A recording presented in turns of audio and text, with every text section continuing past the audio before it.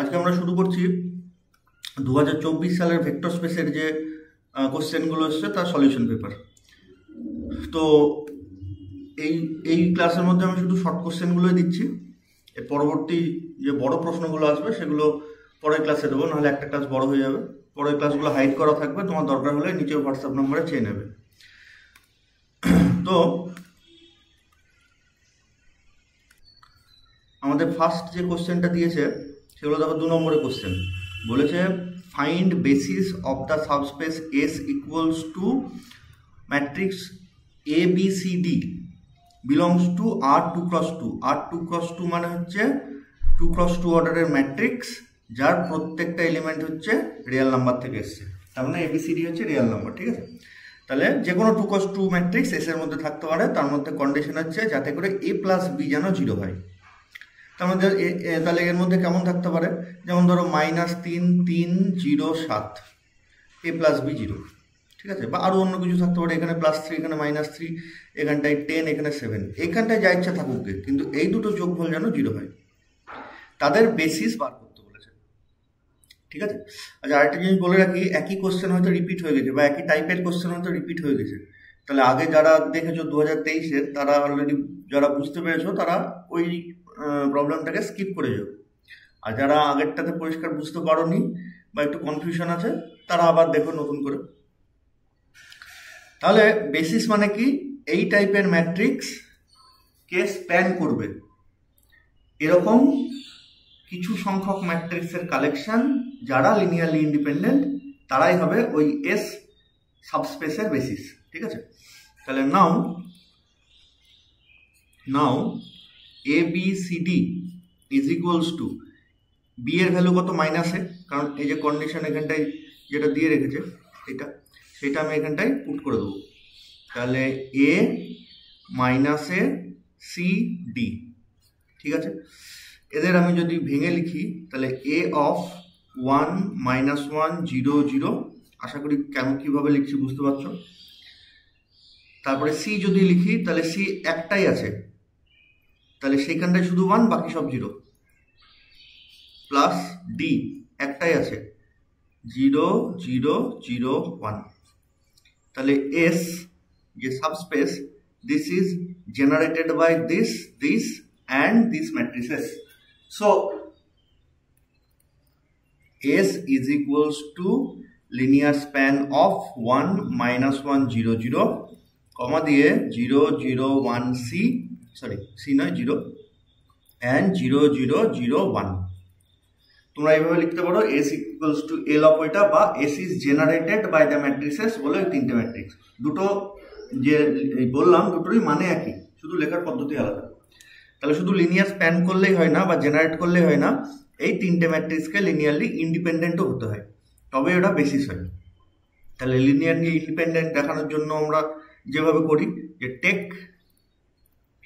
x into 1 -1 0 0 plus y of 0 0 1 0 plus z of 0 0 0 1 is equals to big 0, means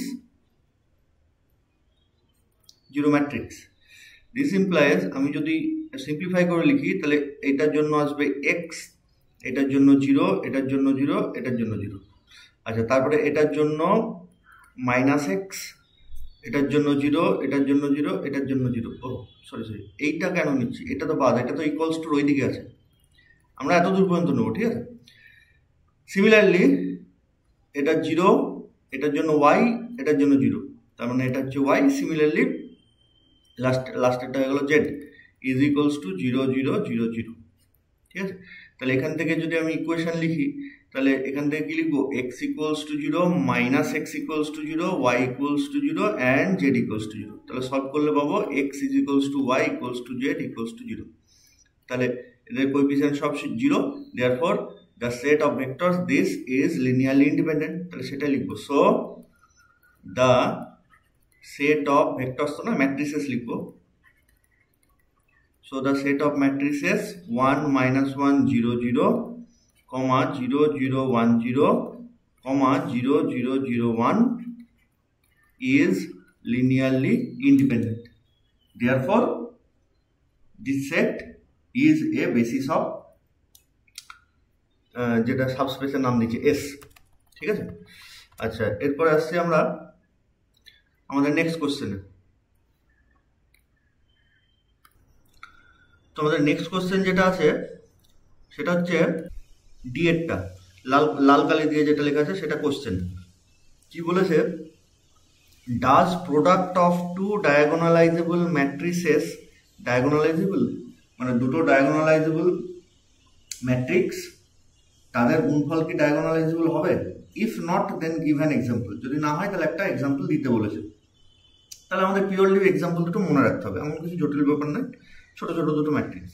তো এখানটা আমাদের একটা theorem লাগবে, সেই থিওরামটা আমি নোট বলে লিখে রেখেছি। বলেছে let A is an N cross N matrix over the field F. এটার মানে হচ্ছে এ হচ্ছে একটা এন ক্রস এন মানে square matrix, over the field F মানে এ ম্যাট্রিক্সের সমস্ত এলিমেন্টগুলো এফ থেকে এসছে। তার মানে এফ যদি রিয়েল নাম্বার হয় তাহলে এ ম্যাট্রিক্সের প্রত্যেকটা element real number. Eigen value বা আইগেন ভেক্টর বলছে না, কিন্তু এলিমেন্টগুলো রিয়েল নাম্বার।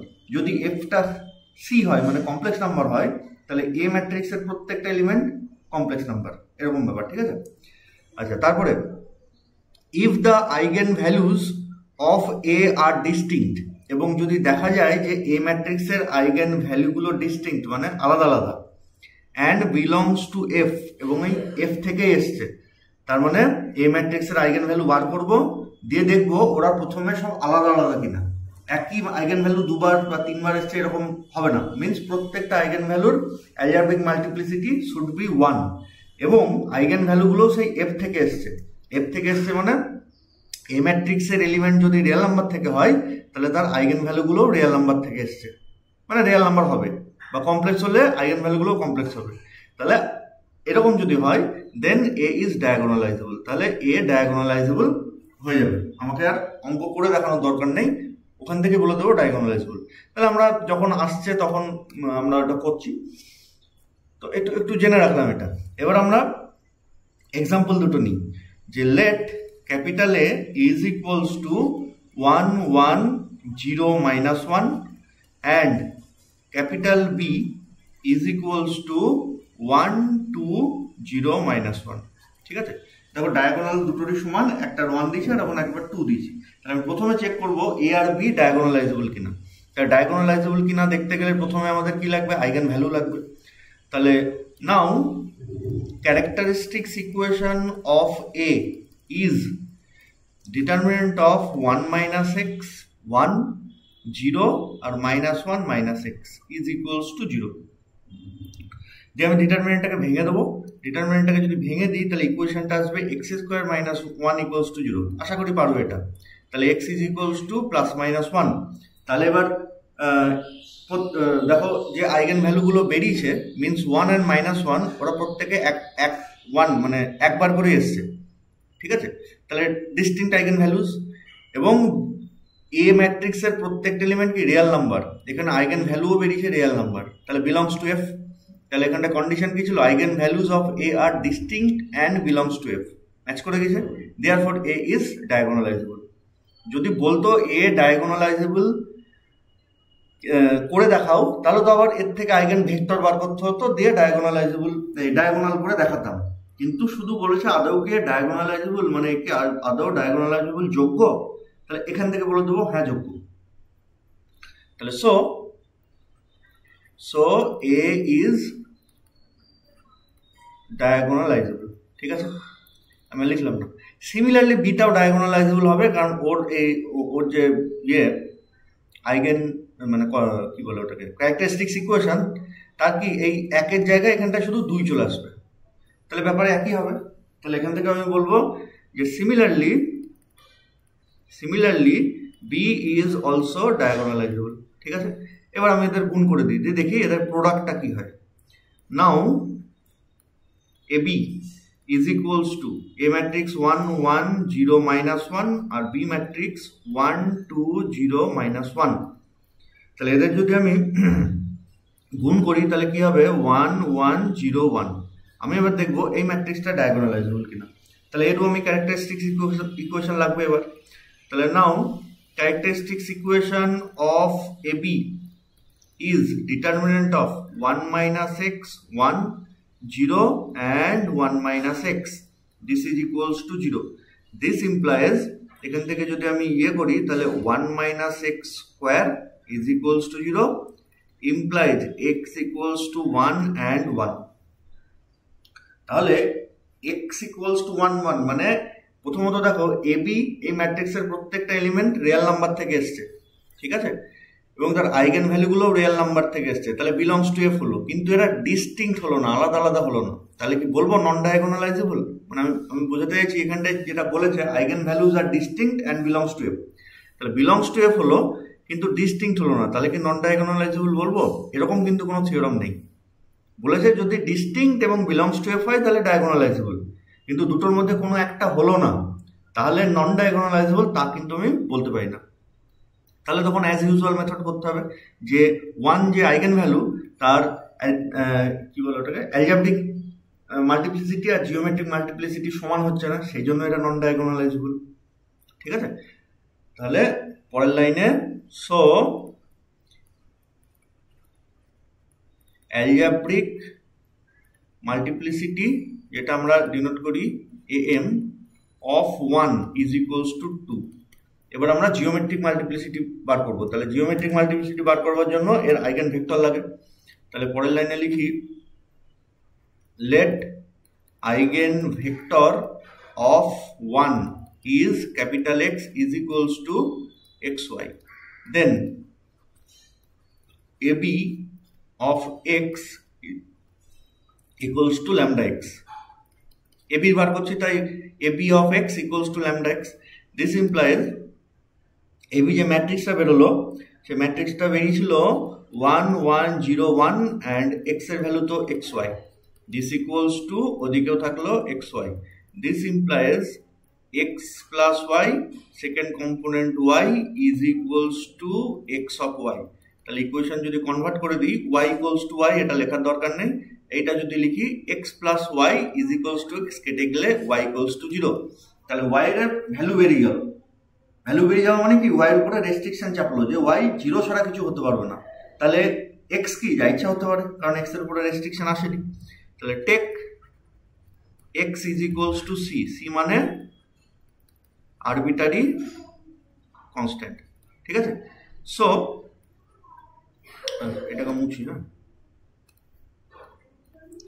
আচ্ছা, so capital X is equals to কি বেরোলো x এর ভ্যালু c, y এর ভ্যালু 0, c টাকে কমন নিয়ে নিলে 1 0, তাহলে 1 যে আইগেন ভ্যালু তার যে আইগেন ভেক্টর মিন্স দিস এর মধ্যে কটা আছে ম্যাট্রিক্স আছে বা ভেক্টর আছে? একটাই আছে, তার মানে আইগেন ভ্যালুগুলো একটা ভেক্টর দিয়েই বা একটা ম্যাট্রিক্স দিয়েই হচ্ছে স্প্যান হচ্ছে, তাহলে 1 যে আইগেন ভ্যালু তার জিওমেট্রিক মাল্টিপ্লিসিটি হবে 1। অ্যালজেব্রিক মাল্টিপ্লিসিটি মানে ওই আইগেন ভ্যালুটা কবার আসছে, যেমন আগেরটায় 1 দুবার এসছে, তাহলে এর অ্যালজেব্রিক মাল্টিপ্লিসিটি হচ্ছে 2, আর এখানটায় সেই আইগেন ভ্যালু তারই আইগেন ভেক্টর কটা ভেক্টর দিয়ে স্প্যান হচ্ছে বা কটা ভেক্টরের লিনিয়ার কম্বিনেশনে লেখা যাচ্ছে, একটা ভেক্টরের লিনিয়ার কম্বিনেশনে লেখা যাচ্ছে, তাহলে তার জিওমেট্রিক মাল্টিপ্লিসিটি হবে 1, ওই আইগেন ভ্যালুরই জিওমেট্রিক মাল্টিপ্লিসিটি 1, ঠিক আছে। তাহলে ঠিক তারপরে so geometric multiplicity of 1 is equals to 1, hence geometric multiplicity is not equals to algebraic multiplicity and hence AB is non-diagonalizable, clear? তাহলে এটা আমরা মনে রাখবো এক্সাম্পলটা A আর B। আচ্ছা, এরপরে চলে আসছি আমরা আমাদের নেক্সট কোশ্চেনে। তো নেক্সট কোশ্চেন আমাদের যেটা সেটা বলেছে যে so that T R 3 to R 3 defined by T of x Y Z, দিয়ে সেটা কি বলেছে এক্স ওয়াই জেড এর উপরে টি অ্যাপ্লাই করলে কেমন হবে, x cos theta minus y sine theta একটা component, x sine theta y cos theta আর একটা, আর জেড হচ্ছে আর একটা। দেখো এখানটায় আর 3 মানে এই এলিমেন্টগুলো আসবে, আর এখানটায় যে থাকবে সেখান থেকে এই এলিমেন্টগুলো আসবে, তাহলে আর 3 মানে 3টে কম্পোনেন্ট থাকবে, দেখো এখানে 3টে আছে।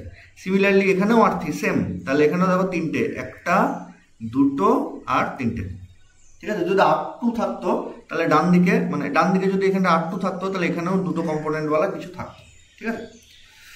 তাহলে আমাদের বলেছে so that the matrix this is so that the this is non singular.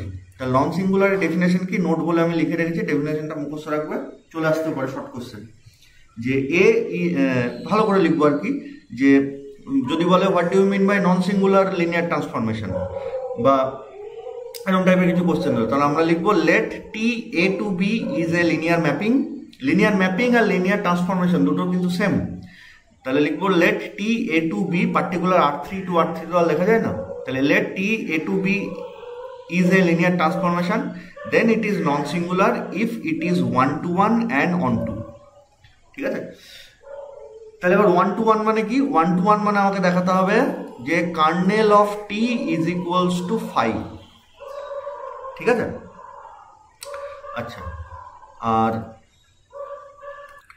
Sorry ভুল বললাম, এটা ফাই নয়, kernel of T is equals two theta. তার মানে কার্নেল অফ টি এর ভেতরে শুধু থিটা বলে, থিটা মানে কি 0 0 0 এরকম টাইপেরই এলিমেন্ট থাকবে। ফাই মানে কি কেউ থাকবে না, মানে 0 0 0 এই এলিমেন্টটাও থাকবে না, সেটা হচ্ছে ফাই, ঠিক আছে। আর 1 to 1 দেখাতে গেলে দেখাতে হবে kernel of theta kernel of T equals to only theta, মানে কার্নেল অফ টি এর মধ্যে শুধুমাত্র 0 0 0 এলিমেন্টটাই আছে, আর কেউ নেই, ঠিক আছে। আর অন টু মানে এরকম দেখাতে হবে, এটা কি আছে R3 টু R3, তাহলে এখান থেকে যে কোনো একটা এলিমেন্ট নেব, সে XYZ, তার একটা প্রি ইমেজ মানে A, B, C এখানটায় থাকবে, যার উপরে টি বসালে ইজ ইকুয়ালস টু XYZ আসে, যেমন আমরা অন টু ম্যাপিং জানি, ঠিক আছে। তাহলে আমরা দেখি ওটা।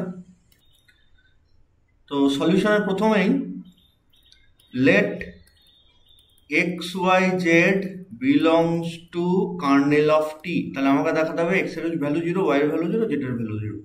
তাহলে এটা যদি কার্নেল অফ টিতে থাকে তাহলে এখান থেকে আমি কি লিখতে পারি, যে ওই XYZ এর উপরে যদি আমি টি বসাই, তাহলে সেটা থিটা ড্যাশ দেবে।